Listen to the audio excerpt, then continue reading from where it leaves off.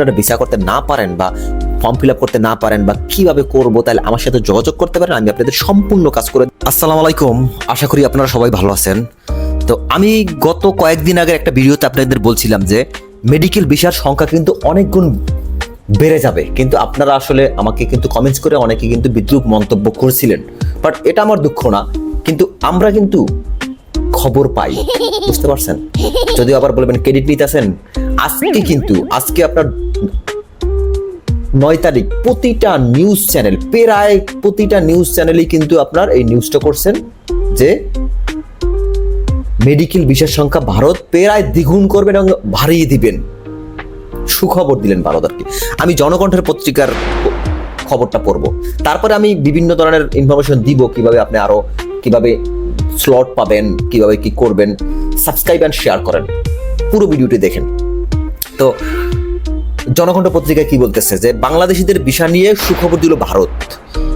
বাংলাদেশি নাগরিকদের জন্য medical visa আরো বাড়ানোর সিদ্ধান্ত নিয়েছে ভারতের পররাষ্ট্র মন্ত্রণালয়। আগামী রোববার 10ই আগস্ট থেকে কার্যকর হবে এই সিদ্ধান্ত। এই খবর জানার পর ব্যবসা বাণিজ্য পুনরুজ্জীবিত হতে চলেছে কলকাতা থেকে। কলকাতা সহ ভারতের যত রাজ্য আছে, বুঝতে পারছেন, সব রাজ্যে ভিসার সংখ্যা যেহেতু বাড়ানো হবে, সেক্ষেত্রে আশেপাশে যারা ব্যবসায়ী আছে, আপনার কাপড়ের ব্যবসা বলেন আর যে ব্যবসায়ী বলেন, হোটেলের ব্যবসা বলেন, রেস্টুরেন্টের ব্যবসা বলেন, আপনার যেই কর্মসংস্থান ছিল যেটা আর কি অনেক বেশি হাই, ঠিক আছে, মানে আপনার হসপিটালে, সেটা কিন্তু অনেক গুণ কমে গিয়েছিল। আবার কিন্তু সেখানে কিন্তু কর্মব্যস্ততা বাড়ানোর একটা সম্ভাবনা দেখা দিয়েছে, বুঝতে পারছেন? তো আমি আশা করি ভারতের যারা আছেন জনগণ, তারা অবশ্যই খুশি হবেন। জানা গেছে পর্যটক, চিকিৎসা ও ব্যবসায়িক কাজে প্রতি বছর প্রায় বাংলাদেশ থেকে 36 লাখ বাংলাদেশি কিন্তু গত 2024 সালের আগস্ট মাসের আগে প্রতি বছর 36 লাখ বাংলাদেশি কিন্তু চিকিৎসা এবং বিভিন্ন বিষয় কিন্তু বাংলাদেশ থেকে যেত, বুঝতে পারছেন? তো এছাড়াও ভারতের কলকাতা প্রাণকেন্দ্র, নিউ মার্কেট রাজধানী দিল্লি, দক্ষিণ ভারতের চেন্নাই, হায়দ্রাবাদ, বেঙ্গালুরু শহরে বড় বড় হাসপাতালগুলোতে কিন্তু বাংলাদেশি নির্ভর ব্যবসা অর্থনীতি ভঙ্গুর হয়ে পড়েছিল। এটা কিন্তু সত্য কথা, যেটা বাংলাদেশি যারা একদম বাংলাদেশি নির্ভর, আর আসলে ভারতের বেশিরভাগ চিকিৎসা কেন্দ্র যেগুলো ইন্টারন্যাশনালি বেশিরভাগ ফোকাস করছে, তারা কিন্তু প্রায় ভঙ্গুর অবস্থায় মধ্যেই আছে। তো এটা থেকে আমি আশা করি যদি তারা যদি ভিসা দেয়, ঠিক আছে, আর স্লটটা যদি খুলে দেয়, আমি স্লট সম্পর্কে কথা বলবো, যদি একদম স্লটটা যদি ফ্রি করে দেয় যে না আর কোনো এরকম স্লট নেওয়ার দরকার নাই, বা ডেটটা অটোমেটিক দিয়ে দেবে আগের মতন, তাহলে কিন্তু খুব ভালো হবে। যাই হোক, তবে ভিসা নীতি সহজ করার ফলে আবারও বহু সংখ্যক বাংলাদেশি ভারতে আসতে পারবে বলে খুশি কলকাতার যারা আছেন তারা, বুঝলেন? তারা কিন্তু খুবই খুশি। মুম্বাই, চেন্নাই, হায়দ্রাবাদ, বেঙ্গালুরু, দিল্লি ব্যবসায়ীরা তারা আশা করছেন বাংলাদেশিদের আগমন শুরু হলে আগের সংকট অচিরেই কেটে যাবে। আগের যে লস বা সংকট হয়েছে, এটা কিন্তু কেটে যাবে। খুব স্বাভাবিক ব্যাপার, এটা কিন্তু খুব স্বাভাবিক ব্যাপার যে কেটে যাবে।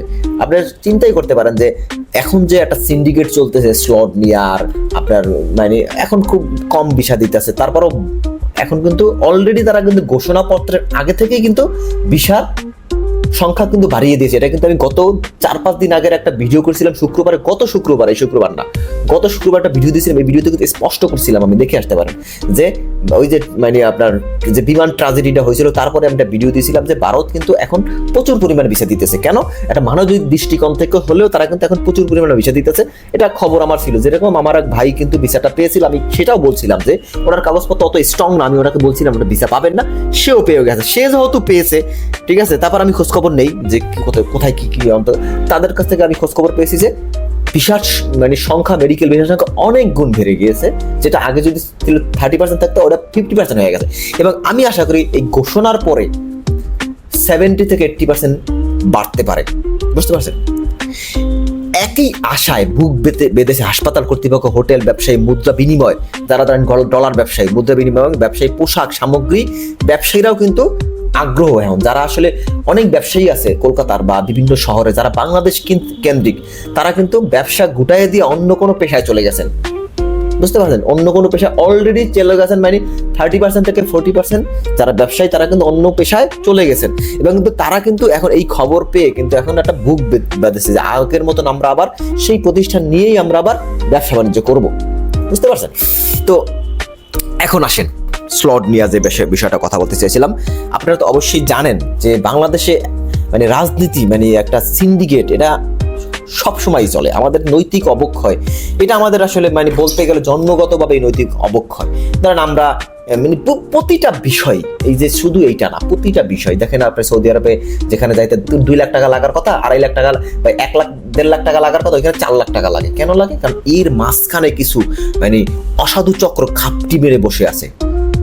ঠিক আছে, তারা ঘাপটি মেরে বসে আছে। এরকম আমাদের এখন যে মানে মেডিকেল ভিসার স্লটটা, এটা কিন্তু স্বাভাবিকই ছিল প্রথম 2-1 দিন, আমরা কিন্তু পেয়েছি, অনেকে পায় না, আমরা পেয়েছি। ঠিক আছে, ট্রাই করো তো, আমরা খুব দ্রুত ট্রাই করছি, পাইছি, কিন্তু এখন কিন্তু পাওয়াই যায় না। এটা কিন্তু হ্যাকার যারা আছে, যারা কর্তৃপক্ষ, ঠিক আছে, তাদের মাধ্যমে এটা কিছু যোগসাজ আছে, তাদের মাধ্যমে এরা এই স্লটগুলো দেওয়া হয়। আমি এটা বলবো না, ঠিক আছে, ভিতরের খবর, এটা আসলে মানে মানে ভাগা ভাগা লোকজনের সাথে জড়িত। বললে হয়তো আমার চাকরি নাও থাকতে পারে, মানে হুমকি আসতে পারে, এটা আমি বলবো না। এটা ভাগা ভাগা লোকজন জড়িত, একদম মানে উপর লেভেল পর্যন্ত জড়িত এর কাছ থেকে। কারণ একটা স্লট নিতে এখন 5 থেকে 7 হাজার টাকা দরকার। ডেইলি যদি আপনার 100 থেকে 200 স্লট দেওয়া হয়, তাহলে কত লক্ষ টাকা বা কত হাজার টাকা এটা আপনি হিসাব করেন। বুঝতে পারছেন? তো এটা কোথায় কোথায় যাইতেছে। তো আমি আশা করি ইন্ডিয়ান এম্বাসি যারা ঊর্ধ্বতন কর্মকর্তা আছে এখন বর্তমানে, আপনি এটা কিন্তু তারাও জানে, ঊর্ধ্বতন কর্মকর্তা কিন্তু তারা জানে, তার জন্য কিন্তু বর্তমানে আপনি সোজাসুজি একদম ডাইরেক্ট আপনি এম্বাসিতে গিয়া বা হাই কমিশনে গিয়া ফাইলটা জমা দিবেন। আমি আশা করি, ঠিক আছে, আপনি টাকা দিয়ে স্লট নিয়ে জমা দিলে যে রেজাল্ট হইতো সেম রেজাল্ট আপনি এখানেও হবে। আপনি যদি ভিসা পাওয়ার যোগ্য হন, আপনি কিন্তু ভিসা দিয়ে দেন। ঠিক আছে, আপনারা কেউ দালাল চক্রের ফক্রে না পইরা, ঠিক আছে, দালাল চক্রের এতে না পইরা টাকা দিয়া 5 থেকে 7 হাজার টাকা দিয়ে আপনি স্লট নেওয়ার কোনো দরকার নেই, কোনো দরকার নেই। দেখবে এই দালাল চক্র একসময় নিজেরাই ভেঙে পড়বে। আমরা যদি আসলে বিভিন্ন জিনিস আছে যেগুলোর দাম বাড়ায় দেয়, ঠিক আছে, যেরকম চকলেটের দাম বাড়ায় দেয়, মাঝে মাঝে চিপসের দাম বাড়ায় দেয়, আমরা যদি চিপস না খাই, চিপস কোম্পানি কি করবে? দাম কমায় দেবে, স্বাভাবিক ব্যাপার, ঠিক না? তো আপনি দেখছেন ওই যে আপনার লেবুর দাম বাড়াই দিয়েছিল, লেবু আমরা যদি 1 মাস না খাই তাহলে কি হবে? কিছুই হবে না, কিছুই হবে না। তো এরকম কিছু কিছু কাঁচামরিচ যদি আমরা 1 মাস না খাই, কিছুই হবে না আমাদের। এরকম যদি আমরা বয়কট করি না, আমরা এখন সরাসরি, যেহেতু তারা এই সিস্টেমটা খুলছে, কেন খুলছে জানেন? তারা জানে যে এই চক্রকে আমরা যদি আরো বাড়তে দেই, এই চক্র, এই যারা সিন্ডিকেট চক্র, যারা এই যে মানে সফটওয়্যারটাকে পুরো গিল্লা খাইয়া ফেলাইছে, বুঝছেন, এই যেটা পেমেন্ট গেটওয়েটা গিল্লা খাইয়া ফেলাইছে, যে তারা এমন ভাবে এখন ট্রাফিক জ্যাম পড়ে যে তারা ছাড়া এখান থেকে কেউই আসলে স্লটটা নিতে পারবে না। স্বাভাবিকভাবে ইন্ডিয়ার তারা ছেড়ে দেয়, কিন্তু এই যারা চক্র আছে তারা এখানে ট্রাফিক জ্যাম করে। বুঝতে পারছেন? আপনি যদি একটা ওয়েবসাইটকে জ্যাম করতে চান, তাই দেখুন প্রচুর পরিমাণে ভিজিটর ঢুকতে হবে।